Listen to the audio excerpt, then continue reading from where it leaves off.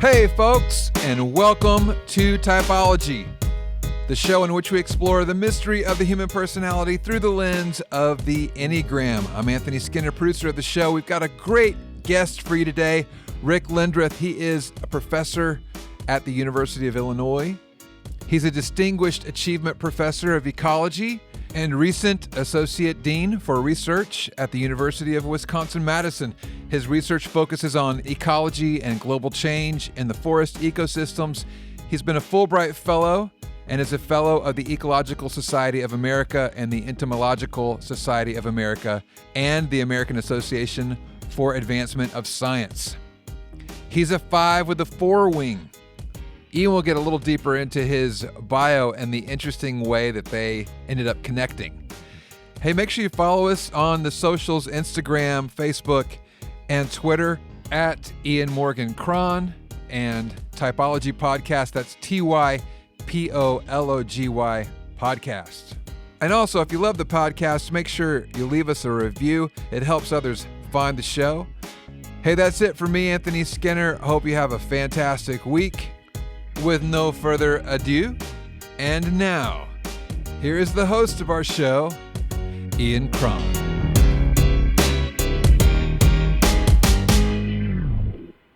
Hey, Rick, welcome to Typology. Oh, thanks for having me. We're Anthony and I were just talking. We're already intimidated. We read your CV, and we're like, oh my gosh, we have the smartest person we've ever had on the show. We're going to come out of here looking incredibly dumb. I doubt it. As my family is always fond of reminding me, yeah, Dad, you're famous to a very small group of people. Well, we are thrilled that you're here. And there's kind of a funny story about how you ended up on Typology. Oh, there certainly is. So why don't you tell it? Because I think it's great. Okay, so a couple of months ago, I was in Denver and speaking with a group there called the Denver Institute for Faith and Work. And they have a fellows program, and a number of the fellows and I went out to dinner together. And there were about 8 of us sitting around the table. We were having a great conversation. And one of the fellows sitting across from me was this young, bright, engaging, very smart young woman. And we had, the group of us had great connection. At some point during the conversation, it switched to Enneagram. I don't know if I asked the question or if they did. And then everyone got all engaged because apparently they use the Enneagram as part of their training. And they wanted to know what I thought of it. And I gave my typical answer was I kind of had to come kicking and screaming into Ennea world. And I had some initial major reservations, which we can talk about later if you'd like. But that eventually I understood it as a model. And as George Box, the famous statistician that we've talked about before, Ian, once said, all models are wrong, some are useful. Mm-hmm. And once I got over that, I then found it to be actually very helpful in my own personal life and family life. So we talked about that for quite a while. And then as we broke up from dinner and we're going our separate ways, my host said, oh, that young lady just crossed the street, that's Ian Cron's daughter. And I've been kind of bashing Enneagram, and I go, oh, no. But my wife and especially elder daughter are big Enneagram fans, and they're the experts. I'm kind of an imposter. They're the experts. And I thought, okay, this is as close as I will ever get to Ian Cron, because I've listened to Typology for a year. So I yelled across the street, hey, Maddie, hold up. And ran across the street and said, this is really, really going to sound bad, but can I get your picture? This is as close to Ian Cron as I'm ever going to get. That's great. And then she said, well, yeah, of course. And so I took a selfie, one of maybe 3 I've taken in my entire life, with your daughter, Maddie. And then she said, well, my dad sometimes has trouble finding 5s wanting to be on the show. That's great. Well, that's not surprising. Do you mind if I give him your name? And I said no. So, and here we are. And here we are. Well, and I'm delighted. I am delighted. And sometimes it is hard to find 5s who want to be on the show because investigators, or this type that we sometimes call also observers, right, tend to be quite private. And this sort of a interview format can be a little intimidating or anxiety provoking for Sure. fives. Absolutely. Is that true for you? Because you do a Oh, lot of work like this. yeah, but I've never gotten over being being intimidated or perhaps even terrified at moments. But I've gotten used to it. Wow. Okay, so I would like to have you describe what an Enneagram 5 is and what it's like, just in brief, what it's like to be an Enneagram 5. So, as an Enneagram Five, first of all, I'm pretty uniquely attuned to my environment. I see, observe, hear just about everything going on around me. And I've always been that way. And it took me a long time in life to figure out that other people are not. So I'm very observant. And I think that's probably what has served me well in being a scientist. I love information. I love knowledge. I love being, in a sense, as close to being omniscient as because I like knowing about everything. I don't care if we're going on a trip or if I'm, reading a manual on a new tool or whatever. I just like knowing how stuff works and how the world works. So I'm always collecting information. But as a five, I've also, it's been a lifelong pursuit to try to understand my emotional being, who I am as an emotional person, because I grew up as a kid where emotions were in some ways not allowed. They certainly weren't discussed. And so for a couple of decades, I was emotionally distant from myself. And for most of my life, I've been somewhat emotionally distant from others because I just don't talk about emotions. For many, many years of our marriage, my wife felt I didn't have emotions. And actually, as a five with a four wing, no, I feel emotions intensely, but I just don't express them. So, I'll hold them in, I'll process them. Well, what I say to my wife and others is, I don't like to talk about feelings until I've analyzed, classified, categorized them, and tucked them away. And after I've analyzed and classified them, there's no need to talk about them. So, wow. That's kind of a bit of my life as a five with a four wing. Wow, there was a lot of insight there Yes. that I'd never really heard a five articulate so clearly before. Right. I mean, really, one of the things you just said that I want to just sort of peg back on is Sure. emotionally distant from yourself. I mean, most of the time people talk about, or fives talk about, emotional distance from others, yeah. right? But I've never heard a five talk about being emotionally distant from themselves. What does that mean, and what's that like? Wow. Oh, sure. Yeah. So I'm pretty good at experiencing emotion very briefly and then tucking it away somewhere in the back of my mind to be processed later. So I can go throughout life without actually experiencing life on an emotional basis, but I kind of tuck things away. If something very upsetting or emotional happens, my first response is to get by myself, go out for a walk, and process it by myself, think it through, and then try to deal with it.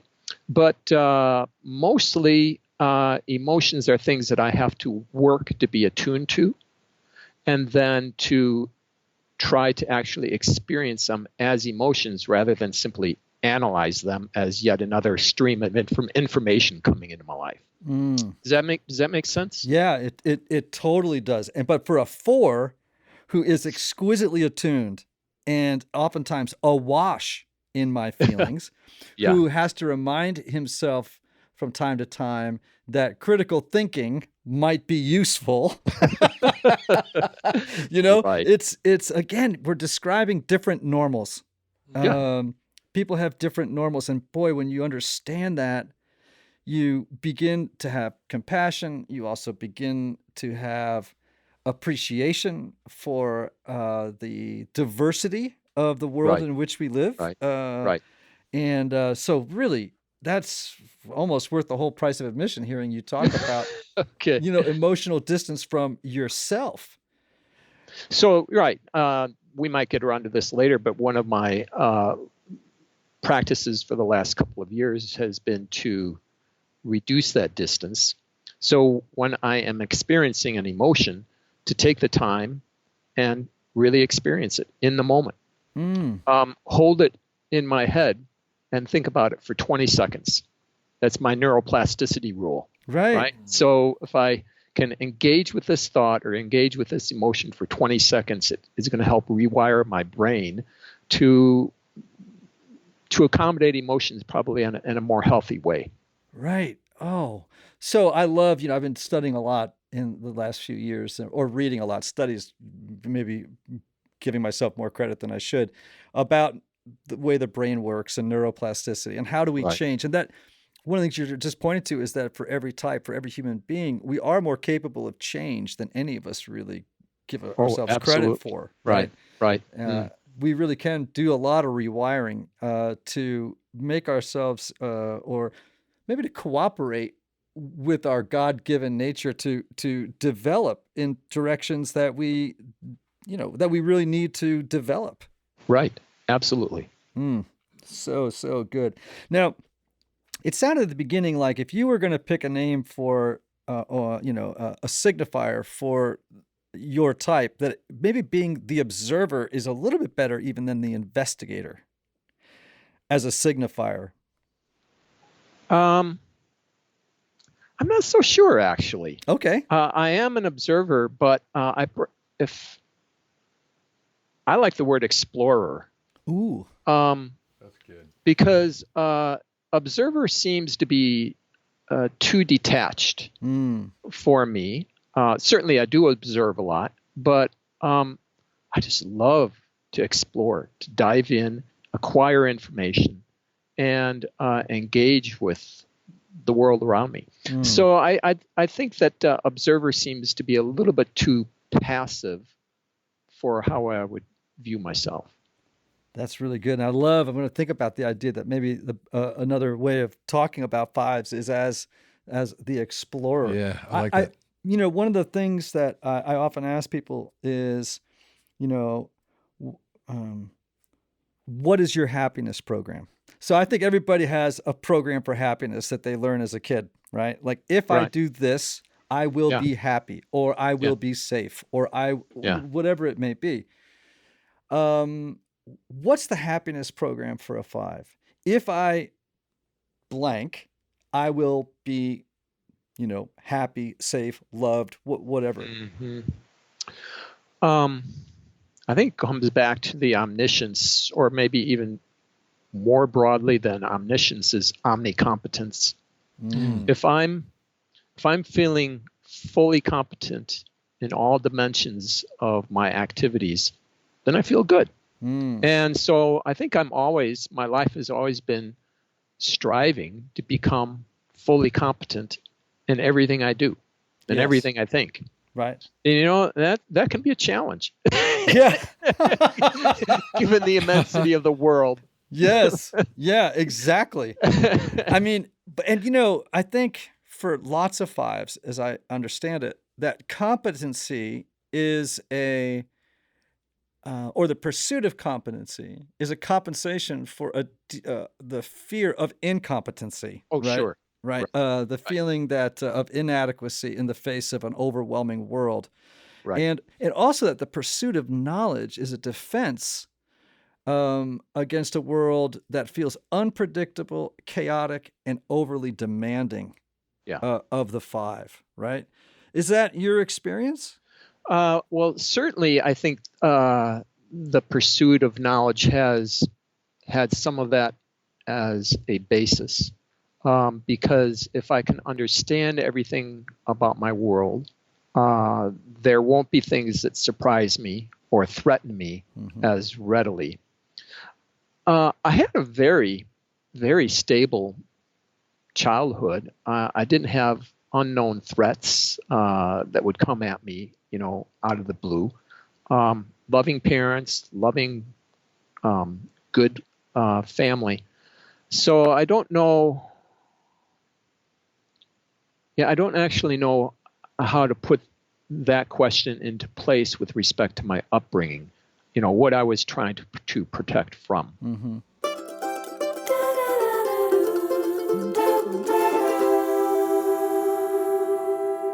Hey, everybody, I want to tell you about my friend Michael Cusick and Restoring the Soul. One of the lessons I've learned, Anthony, Tell me. is that not everybody benefits from a traditional 50-minute hour No, or they do even not. from the typical weekly sessions. And this is why some people, even though they may have a great therapist, can go to couples therapy or personal counseling for months or even years. Some folks, they never really get anywhere if they're just going on a weekly basis. They don't make any progress. That's right. So this is why I'm such a fan and a believer in the intense counseling process at Restoring the Soul in Colorado. Restoring the Soul was created by my longtime friend, Michael Cusick, who helps couples and individuals experience deep change in half-day blocks over 1 or 2 weeks. Michael and his team know that sometimes you can't wait months or years, Anthony, That's right. to get to the bottom of an issue or experience breakthrough. So I want you to get a hold of Michael and his team. If you really feel like you're in a rut and you can't wait months or years, you can call Restoring the Soul for a free consultation. That's 303-932-9777 and learn how their intensive counseling process can jumpstart your journey or launch you to a whole new place in life. Make sure to visit www.restoringthesoul.com/typology to download their PDF called, Anthony. Hey, 5 ways unaddressed trauma may be derailing your relationships. And now, back to our guest. So let's talk about emotions for a second. Okay. And I guess this is probably true for, it's unique to every Five's journey. But what emotions in particular are most difficult for you? Oh, gosh. I've never thought about that.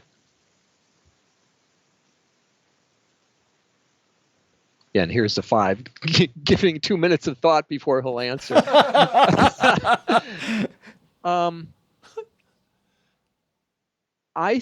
Actually, one of the things that comes to mind is I actually respond emotionally pretty strongly to life around me. And when I was a child, those emotions oftentimes got the better of me. And I would be embarrassed. I would cry easier than my friends and stuff like that. And so I think I chose to just ward them off or wall them off. And that was perhaps a defense response. One of the emotions that I'm affected by frequently, and that for some reason is difficult for me to communicate, is I'm touched by beauty in words, in music, and I'll read 3 sentences out of anything, a book, an article, and I'll almost literally be moved to tears. But I'll be hesitant to express it because I might be moved to tears. I don't know if that makes any sense whatsoever. Yes. And I think that goes back to, it's not okay to show emotion. That was definitely a strong part of my upbringing. Not only are emotions really not okay, but it's definitely not okay to express them. So when I'm feeling touched by things transcendent, things of beauty, etc., it's hard for me to communicate that, even to those I love around me. And partly because for some of those around me, they'd go, huh, what? I don't get it. And then I feel all defeated, like, oh, I just had this, strong emotional response and nobody else feels that way. It's not that difficult for me to feel sadness or to feel anger or those. It's not like I try to push those aside. So I want to read you something that you sent me. Because you actually just touched on something that is really great. And by the way, it's a signature, I think, with Fives, and people don't really get this, which is this idea of being deeply touched by beauty, by transcendence. And maybe a word that I would use there is awe. Yes, perfect. Right? Yeah. So listen to this, Anthony. This was a writing from Rick. He says, you're talking about brook trout here because you're a fly fisherman. Yes, right. Okay. And then you write this. I love them for who I become in their presence. In the pursuit of brook trout, my scientific mind, artistic soul, and athletic body converge to the rhythm of a 4-count beat. I move naturally, effortlessly, at the pinnacle of mindfulness. The world is reduced to the confluence of air, stone, and water, liquid grace. And, on occasion, I am treated to a completely inordinate amount of pleasure by winning a battle of wits with a creature whose brain is the size of a pea. That is beautiful. Is that not beautiful? Oh, my word. I love that. And what I love about that, and it's not just fives with 4. I mean, I think fives, so what you're getting there is the powers of observation. Right. But the sense of awe, the transcendence of the moment, right? Being articulated. It's beautiful writing. And you're also getting the humor side of the 5 too, which is very subtle and wonderful. That's it's just like yes. being in a battle of wits with a creature whose brain is the size of a pea. Yes. And by the way, I think what this reminds me of, and I've never really thought about this. I wonder if Annie Dillard is a 5 with a 4 or a 4 with a 5. For those who don't know Annie Dillard, she won the Pulitzer Prize at maybe 27 or 28 years old for Pilgrim at Tinker Creek, which is like a 5's heaven. I mean, I'm sure you've read it a couple of times, right? I've actually not read it, so now I'm going to have to add it. Oh my gosh, Rick, you have got to read. Okay. Pilgrim. I mean, it is really a remarkable book, written with an eye for observation that is so stunning about the natural world. Wow. It's extraordinary. Wow. Her writing I do is read extraordinary. I read a number of books of that ilk, so I'll definitely have to read that one. Well, someone credit Annie Dillard. Some will credit her with really launching that entire genre of nature writing. Wow. Yeah. Wow. And Pilgrim at Tinker Creek, that book was a game changer for me. And I say it because your writing has both this observation, this sort of distant observing thing, but then this sense of awe and transcendence. And I hear 5s. Like, do you love Bach? Oh, yes. Yes. I used to listen to Bach when I would study in college. Right. I have 5s tell me all the time they love Bach. Wow. Yeah. Do you love jazz? Not really. Okay. I know a lot of 5s who do. Right. Okay. Right. There's something about improvisation and that they find sort of winning some way for them. But with Bach, you have beauty, but this almost mathematical precision happening at the same time. And for the 5, it's almost like it lights up some part of their brain. Yeah. Yeah. Right. So thank you for raising that whole issue of beauty, observing, but awe. That 5s can be gripped with awe. They're not machines. They're not like they actually are profoundly spiritual people. Some of the greatest Zen masters, for example, are 5s. Wow. Their ability to practice mindfulness, and meditation, to be sort of observe the stream of emotions versus getting swept up in them. Exactly. Yeah. Right. And hey, and thanks for those comments about humor. This is going to sound odd. I actually think I'm pretty funny. Yeah. but it's very subtle. And dry. And if you're not listening, you're not going to get it. No. Which made me really sad when my 2 daughters left home because they think I'm pretty funny. My wife just kind of rolls her eyes most of the time. Right. Yeah. Well, I mean, 5s have a sense of irony. Yes, exactly. And I have a story about a 5. One of my best friends, I've had 2 best friends who were 5s. He and I were in Santiago, Chile. And I had been there before, and I said, well, look, we got to go out to dinner. There's a wonderful restaurant in downtown Santiago I want to take you to. I gave the address to the cab driver, and I must have given the wrong address. We got taken to and dropped off in the worst part of town. And we are dressed like in blazers. Oh, my gosh. Ties. Yeah. Oh no. loafers. I mean, we look like a couple of well-heeled guys from America standing, and we're standing on an island between my like gosh. 2-3 lane roads going back into crazy traffic. Well, down the this island comes stumbling this guy who is clearly wrecked drunk, right? Just wrecked drunk.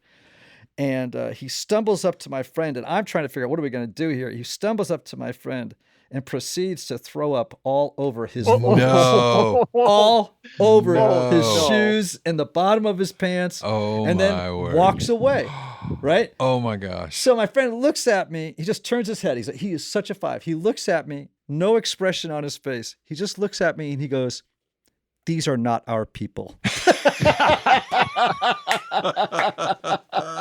Just a straight face. And he just dropped the line so perfectly that I howled in the middle of this thing, laughing my head off. That's great. He just looks down at his shoes and he looks up and he goes, "These are not our people."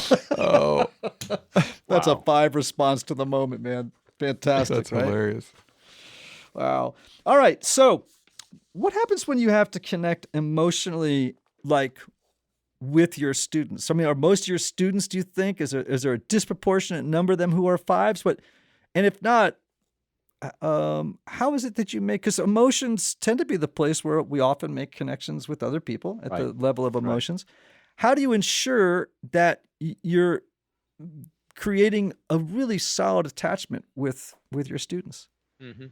And I think here mostly about graduate students or others in my research group, because as an instructor in a classroom, you don't really have that much opportunity to connect emotionally. But certainly with my research group, people who I work with day after day for 5 years or so at a time, you do connect with them. And in those cases, we take a regular opportunity to talk about highs and lows, what's going on, what are the factors going on in life, good things, bad things. We get to know each other as individuals. We have regular lab meetings in which we share more about our individual lives. And then I have regular one-on-one meetings with my students, and I try to make it clear to them that I'm available on a personal level, and sometimes they have big personal issues that come up with pursuing a PhD, or sometimes it's family issues, whatever, and we talk about them. And, understanding now for many, many years that I tend to come off as distant and aloof, I really try to compensate, be aware of that, and connect with people in a way that they can feel that I'm safe, trustworthy, and understanding. I love that you use the word awareness. This is such a big theme for me. And of course, in the spiritual life, I do believe, because I've been so influenced by the contemplative stream, the Thomas Mertens, who I think, there's a 4 with a very strong 5 wing, someone who had an incredible intellect, but also an incredible artist's heart, and the it's just extraordinary, right? That the whole purpose of the spiritual journey is to wake up. Oh, absolutely. Yeah. And in many different dimensions of our lives, right? Yes. Yeah. Yeah. For me, it's been mostly waking up to the emotional as well as the spiritual components of life. Yes. Well, what you're describing, on that stream and your encounter with brook trout is a moment of awakening. Yes. Yeah. Yeah. It's a moment of coming alive, really. Yes. And of recognizing right now I feel fully human. I feel fully engaged. I feel fully alive. And with all senses deeply attuned to what's going on around me. I guess Jean-Pierre de Caussade, the great Jesuit, who would say that would be partaking in the sacrament of the present moment. Exactly. Good words. Yeah. Which is, of course, a precursor by 300 years to Eckhart Tolle's The Power of Now. I mean, basically, Tolle took a Christian work, The Sacrament of the Present Moment by Jean-Pierre de Caussade, the Jesuit, and really did a fairly masterful job of bringing it into a secular space, kind of rinsing it of some of the purely Christian language, but contemporizing it and making it available to lots of people, because it's just perennial wisdom. We need to wake up and live in the moment that is present to us right now. Yes. Exactly. Right. Yep. Now, I think a 5 could do that quite well. For 7s, it's far more difficult. They're living into the future. The present moment is elusive. But it sounds to me like for you, you have the ability as a 5 to live with sustained attention to the present moment. Mm-hmm. I've been practicing it. I mean, tell me about that. Tell me about it. Tell me about that. That's important. Well, I think it goes back to the comment a little while ago about sorry, let's start this over. It goes back to the comment I had a few moments ago about when I'm experiencing something, to actually recognize I'm experiencing this, whether it's a pleasant thought, an unpleasant thought, a fun emotion, a sadness, and actually pausing and soaking in it, That's for good. that 20, 30 seconds. Wow. Engaging it, and then moving on, rather than just letting it flit into my head, pushing it out, and going about my business. Yes, I've heard some teachers refer to that as the sacred pause. Yes, exactly. Right? The sacred pause in the moment to stop, to honor, to savor, to experience what life has presented to us in this moment, whether it's eating a tangerine and fully experiencing the tangerine, or being present to an emotion, whatever comes to us. So I believe all of what we're talking about here is learning to live with conscious, wakeful intentionality. That's excellent. Yeah, I agree. That's so beautiful. And boy, that's a skill you really need in scientific research, I would imagine. Well, certainly, because there's just so much going on all the time. And to do science well, you need to be very observant. And those who are not find out about it in very, difficult ways sometimes. Yeah. Right. Yeah. Learning those observational skills is really important. So I know that you've done some mentoring. You obviously are mentoring grad students. You're raising up the next generation of scientists in your field of ecology, which is terribly important. You're at the cutting edge of what may determine our survival as a species. Right. What would you tell a 25-year-old 5 if they were to ask you the question, how can I live life to the full as a human being? What do I need to do? What do you know, Dr. Lindroth, that I need to know in order to live life fully? And they knew they were a 5. They understood. Sure. Okay. So one of the things I would say is embrace being a 5. I actually, once I understood Enneagram types, it really helped me to become comfortable with who I am as a person and not feel that I'm somehow faulty in certain areas, which we all are, of course, but to be comfortable with the unique characteristics that I have. And by and large, I kind of like them. And I would encourage others to embrace being a 5, embrace who you are, and then use it to serve others. So 5s, as you well know, become vast storehouses of information, but oftentimes are unwilling to share that with others. And yet sharing of that can be very helpful under the right circumstances.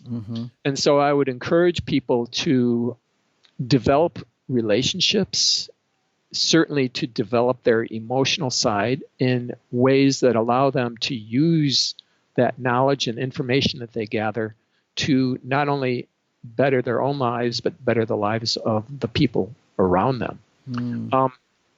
You know, I have a small number of really good friends, and I do think one of the things they like about hanging out with me is, especially if we're outdoors, is I'm always giving them fun information about the world. And yet I'm rarely willing to venture that information just on my own, because I'm thinking, oh, they're not going to think this is interesting, or so I usually wait to be asked.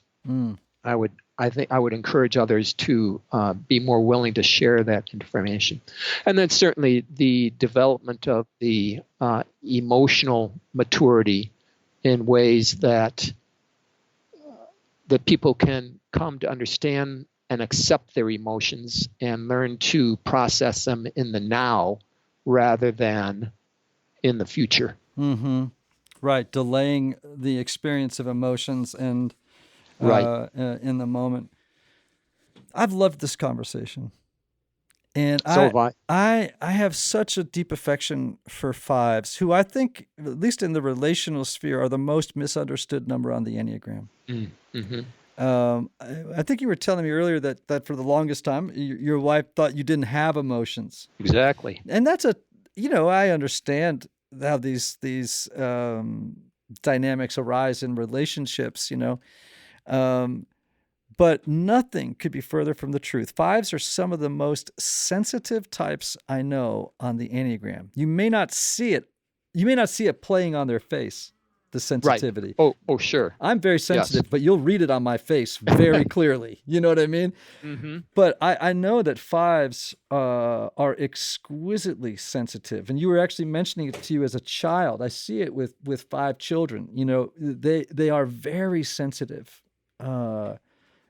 They're almost so attuned to what's going on. They're picking up everything that could be hurtful in some ways. Yes. Yeah.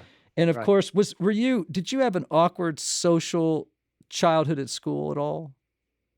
Did you feel like you really belonged? You were in the stream, the social stream? No. I always had a few good friends, but I didn't feel like I was, part of the popular crowd or anything like that. Right. I was always a little bit on the fringe. Yes. I didn't feel like an outcast, but certainly didn't feel like I was part of the crowd, as they would say. Right. Yeah. Well, incredibly helpful. It's always great to have a five that is willing to come on the show and really just talk about what I think others perceive as a very mysterious interior world, of the five. So I'm so glad you were on. I can't thank you enough. Well, hey, I've appreciated the opportunity. It's been fun. And thank you for all you've done to help people like me understand Enneagram and ultimately to understand ourselves and our relationships better than we would have otherwise. Well, this is such a great part of my life, is I get to talk to interesting people every day about their soul's journey. Yeah. How do people find out more about what you're doing? They certainly could go to my website. If I don't have the URL in my head, but Google my name and my website will come up. Right. I'm also a part of the BioLogos Speakers Bureau. So if they're familiar with BioLogos, or they could Google BioLogos and find out more about me there as well. Wonderful. Well, listen, peace and all good things to you. And I hope we meet in person one day soon. Oh, that would be great. Thank you. I've enjoyed the time together. Great. Thanks. Hey, Typology Tribe. Wow, that was a rich conversation. I'm so glad you got to be a part of it. Make sure to listen to us next week. We love you. And remember, be yourself. Everybody else is already taken.